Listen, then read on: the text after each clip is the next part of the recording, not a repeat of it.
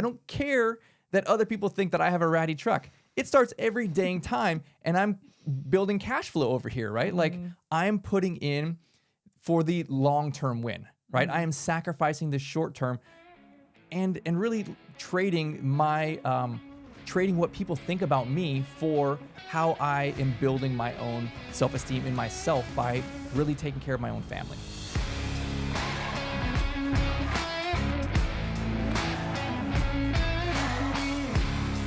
Welcome back to The Donkey and the Bee with your hosts, Brett and Laura Chotkevys, where we talk all things marriage, entrepreneurship, and finances.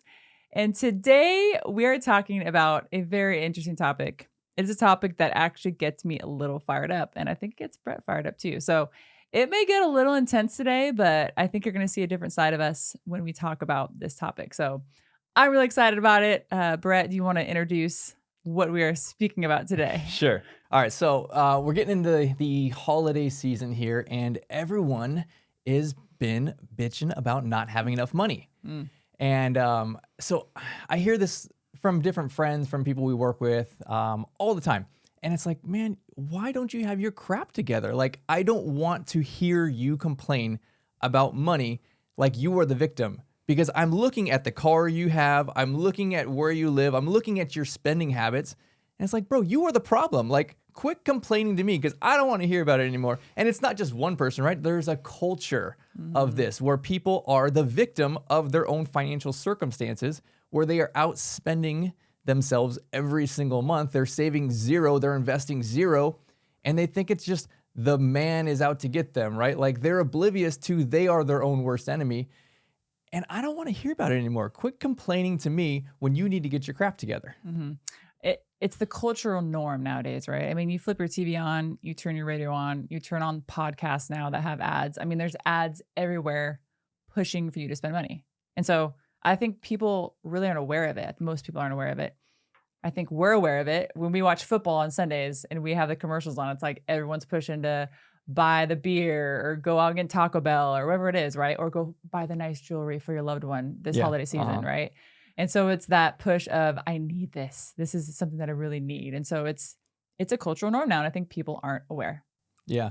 So as we have been growing businesses and getting into marketing, it becomes more and more aware to us. And I feel like we have kind of had that matrix switch, right? You take the pill and you see things from a different light. And now we see just sales everywhere we go, right? We're studying marketing, we're studying selling as we are growing our business in marketing. So I think when you have that other side perspective, you just see it everywhere and you see the cause and effect of it. And people don't realize they have blinders on to they are getting sold by big corporate everywhere they go, right? Everyone nowadays has an expensive car, right? It's $600 a month monthly payment on some type of car. They have $1,000 phone, right? They're getting their nails done every week or their hair done every week, getting color and cuts and highlights and all that junk. Like, what happened to like when we were young and man, you spent money at the grocery store and Target and like that was about it, right? Like it was way less than what it is now. Yeah, I mean, speaking of being younger, I mean, my first car, it wasn't a nice car. I mean, I got it for my parents, but it was not a new car. Same with you. He had a car. It was a Honda that would only start if it was like 75 and like 80 degrees outside. If it was too cold, it wouldn't start. If it was too hot, it wouldn't start. And so I feel like you don't see young people having junky cars anymore. It's like the social norm that right when you get your license to have like a brand new like Ford Bronco or something like that. And so it's such an interesting thing for us to see because we lived, when we moved out of our parents' house, we lived in apartments that weren't the nicest things in the world. I lived in a 2-bedroom apartment with 4 other girls. I shared the master bedroom with 2 girls, and then 2 other girls shared the other bedroom. I mean, it was just what we did. We paid $300 a month.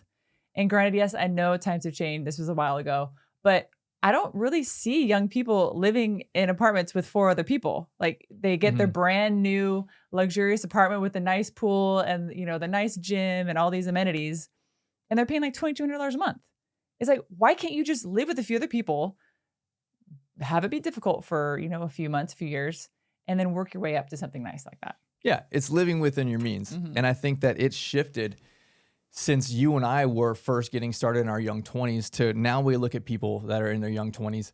And there was a circumstance at the gym not that long ago where some person just turned 18. They went and bought on financing this new, and it wasn't a fancy car. It was like a Kia or something, but it was like $35,000. And you know, their monthly payments, you know, $500-600 plus interest and gas and all that kind of stuff, right? Like they were making like $700 a month, right? They had some part-time job. And the person at the gym was like, oh, that's a great car. Hey, that's very mature of you. You're making a very mature decision to get this like nice, new, safe sedan.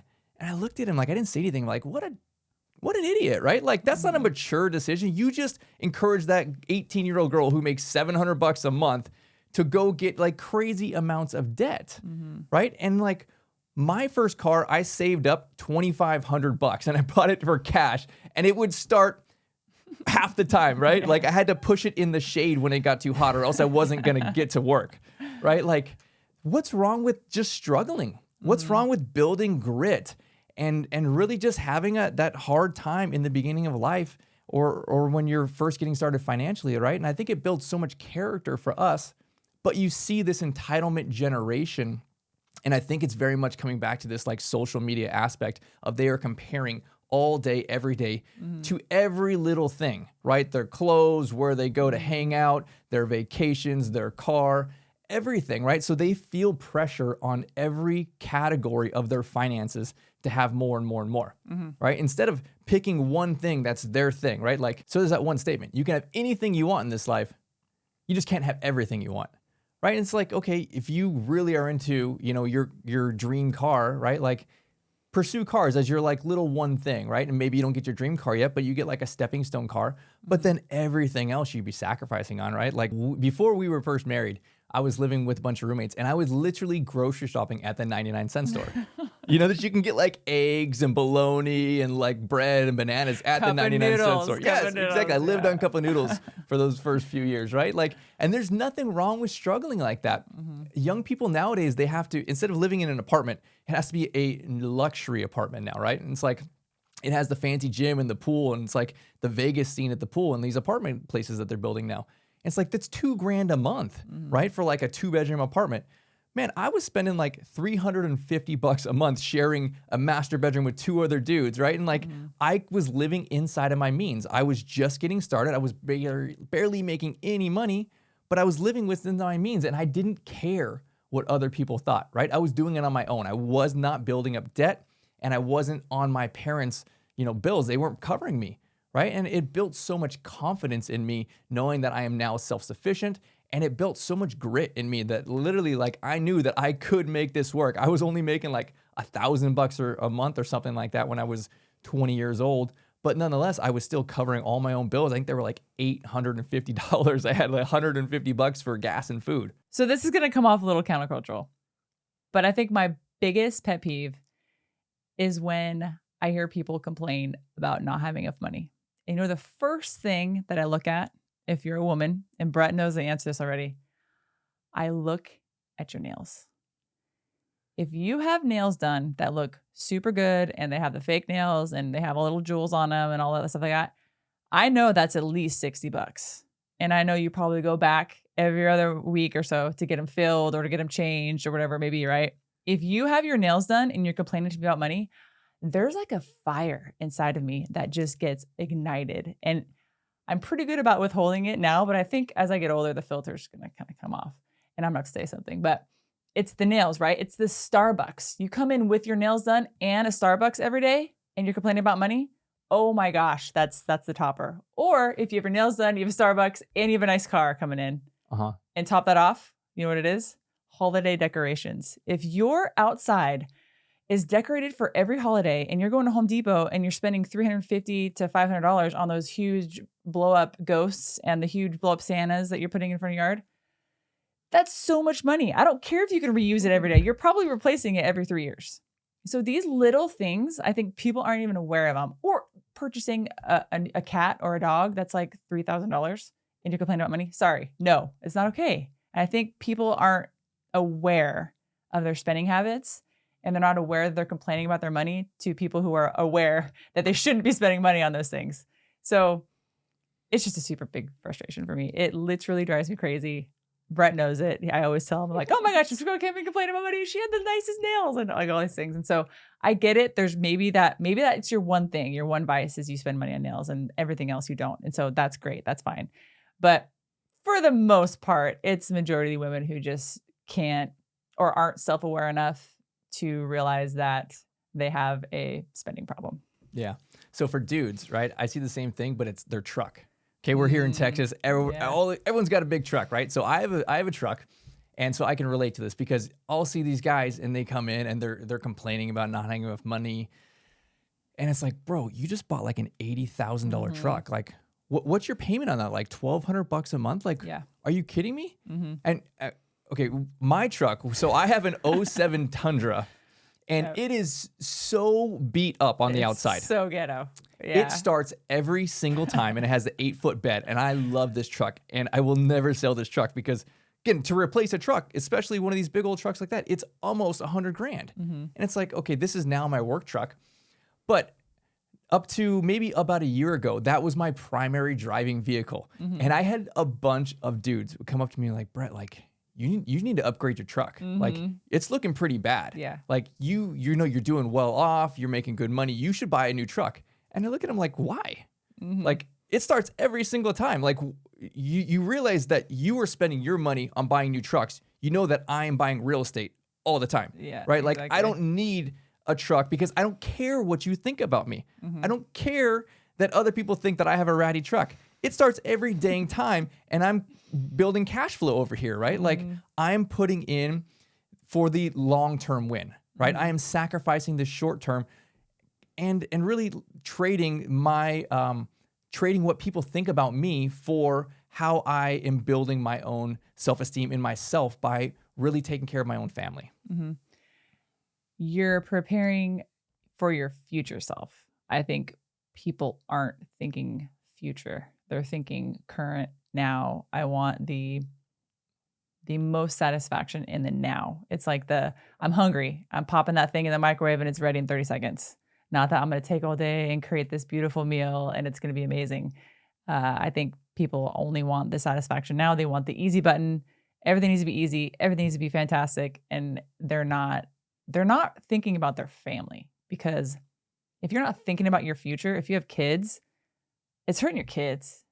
And so I think people need to realize that and be aware of their spending and aware that you're hurting your family if you're not taking the action toward these things. Yeah. And you mean you're hurting your kids because you're not taking care of yourself. You're not stacking away for retirement. You're not preparing for end of life if you get dementia or what happens when you have really when you turn 85 and your expenses now are, $10,000 a month. Exactly. If you get sick or go into, memory care. Life is hard. And I think people want to choose the easy route. And so there's a statement that we have been talking about a lot lately. It's choose your hard. And so there's actually something I want to read. I had a friend send this to me the other day and I thought it was fantastic and it was right on. Marriage is hard. Divorce is hard. Choose your hard. Obesity is hard. Being fit is hard. Choose your hard. Being in debt is hard. Being financially disciplined is hard. Choose your hard. Communication is hard. Not communicating is hard. Choose your hard. Life will never be easy. It will always be hard, but we can choose our hard. Pick wisely. I think people don't see it as that. They see it as, oh, going to the gym is hard, so I'm not going to go.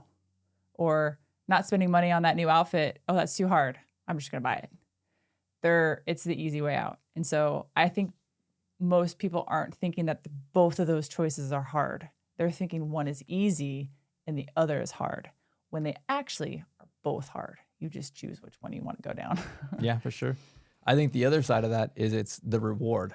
It's, oh, I've worked 5 days this week, right? Like, I need a reward. Let me get that new outfit, right? But it's the short-term reward instead of saying, what about the long-term reward? So I think the hard and the reward, right? It's the opposite side of the same coin. So it's hard to save for that bigger goal, but perhaps people haven't set aside or taken the time to say, here are my big goals in this life, right? Here's what I want for my family. Here's how I want to retire. Here's the path that I have for financial freedom. And if you don't have an actual path or goals for these things that seem realistic and attainable, then you're going to choose the easy hard, right? The quick hard.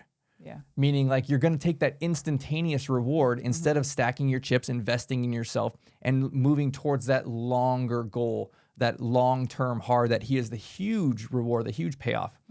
So I think that it really comes back to like preparing yourself, investing in yourself so that you can sacrifice in the short term, because really this life is all about what can I sacrifice for now in the short term, in the medium term, because the long term is really where you get that compound interest effect and you have that snowball roll out where really you have the biggest equity play, so to speak, whether it's financial or whether it's in your physical body or in relationships, right? You need that long-term growth to be able to really kind of accelerate these things and get fantastic rewards.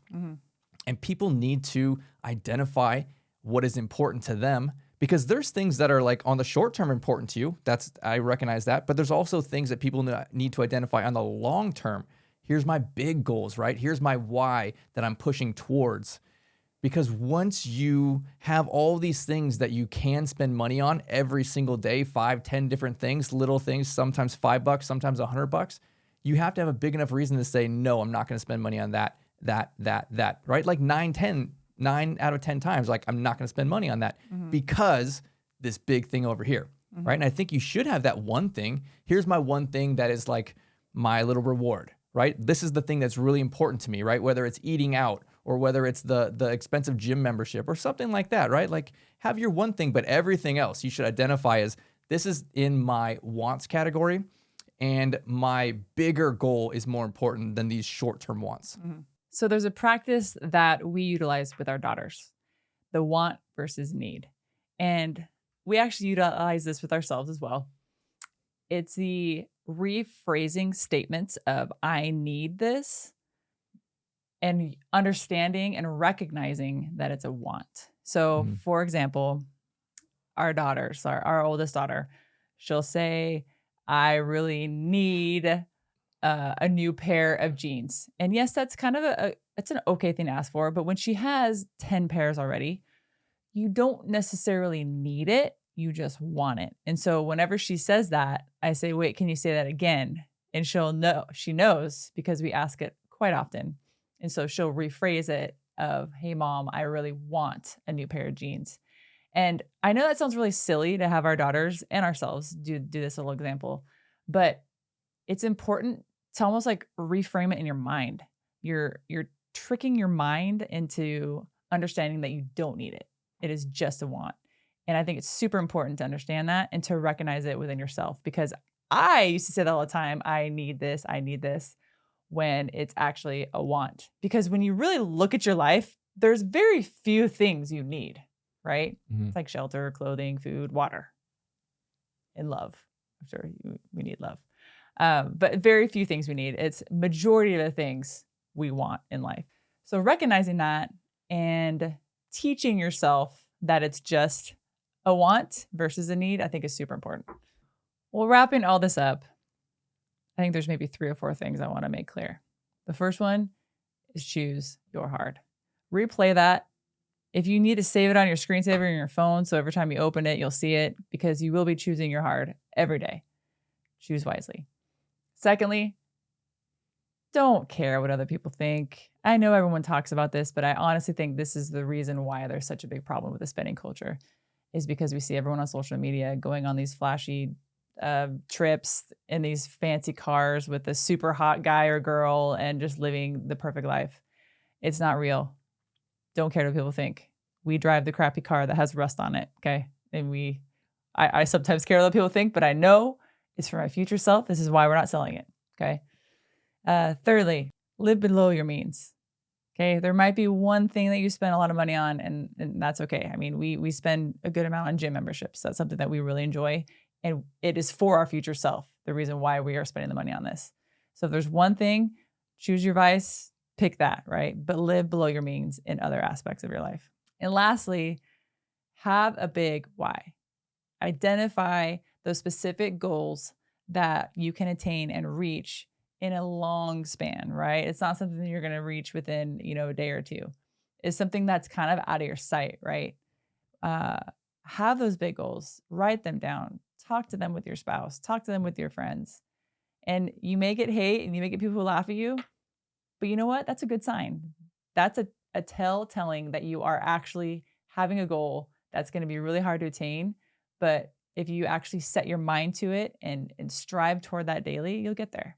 You will fall many times, but get back up and keep going. So write down those big goals, get after them, choose your hard, live below your means, and don't give a crap about what other people think about you. That's it. That's good advice right there. Well, thank you for joining us on The Donkey and the Bee. We will see you next time. Make sure to like and subscribe, and we will catch you next round. See you then.